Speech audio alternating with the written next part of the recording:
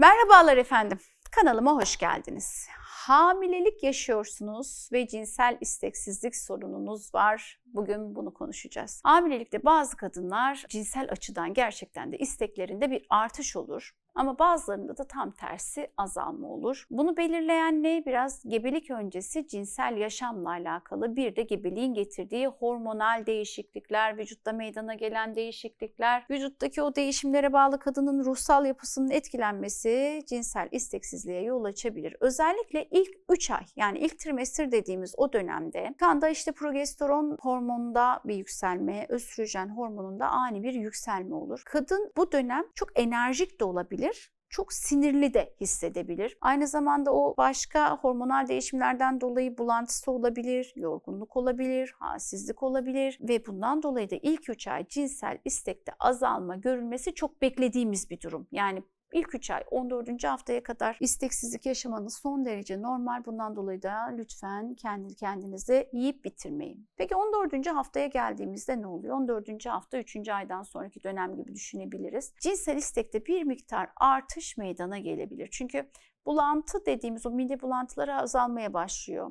16. haftadan sonra tamamen bitebiliyor. İster istemez o yorgunluk, bitkinlik bitiyor, enerjide bir artış başlıyor ve genital bölgelere giden kan akımında artma olduğu için de cinsel istekte bir miktar artış ve haz duygusunda da artış görülebiliyor. Gebeliğin 3 döneme bölersek ilk 3 ay, orta 3. ay bir de son 3 ay. Son 3 ayda ne oluyor? Son 3 aya geldiğimiz zaman da genellikle kadın mevcut ağırlığının üzerine bir 10 kilo ağırlık binmiştir. 12 kilo, bazen 16 kilo. Bu ne yapıyor? Kadında bir kilo alma, sırt ağrısı yapıyor, bacak ağrısı yapıyor, karın ağrısı yapıyor. Fizyolojik, fiziksel görünümde değişiklik yaratıyor. Bu da istekte bir miktar azalma yapabiliyor. Ancak her kadın farklı ve her kadının her gebeliği de birbirinden farklı.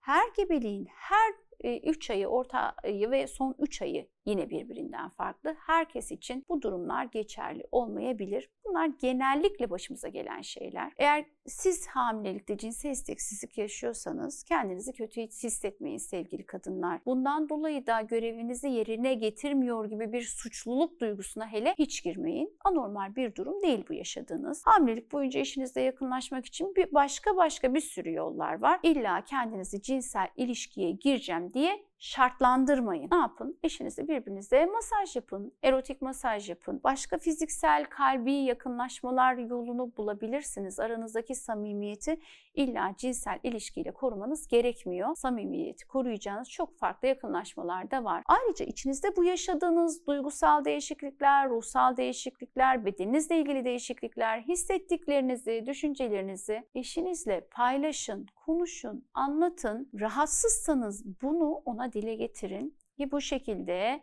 daha rahat bir hamilelik geçirebilirsiniz. Gebelikte cinsellik bebeğe zarar verir mi diye bana soruyorsunuz. Normal bir gebelikte cinsellik bebeğe hiçbir şekilde zarar elbette ki vermez. Normal fizyolojik giden bir süreçte. Bebeğe neden zarar geleceğine dair bir inanç içinde insanlar. Çünkü bilinçsizler, yetersiz bilgi altındalar, yanlış cinsel mitlerden kaynaklanıyor bu durum. Ve bizim toplumumuzda, dünya toplumlarında da bu durum, bu yaygın sorun sık görülüyor. Ve bir de insanlar vajinayla rahim dedikleri için, birbirinden farklı organlar olduklarını bilemedikleri için bebek rahmin içinde dedikleri zaman vajinanın içinde gibi algılıyorlar. Çünkü vajinaya da rahim diyorlar.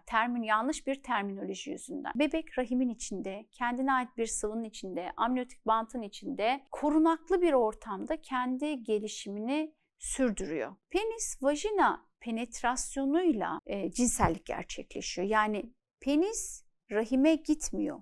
Vajinada sınırlı.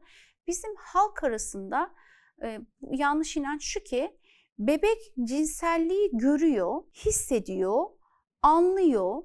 Yani böyle bir şey mümkün değil. O kendi ortamında, kendi yuvasında, amniyotik bantın içinde.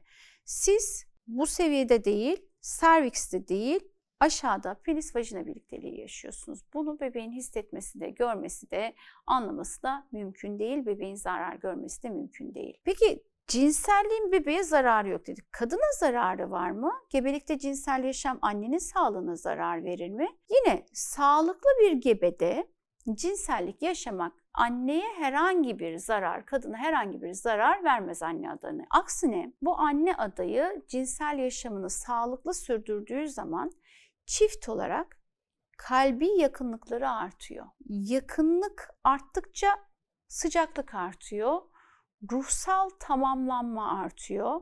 Anne ve babanın kendini iyi hissetme hali artıyor. Çift ilişkisi güçleniyor. Hatta bir şey söyleyeceğim.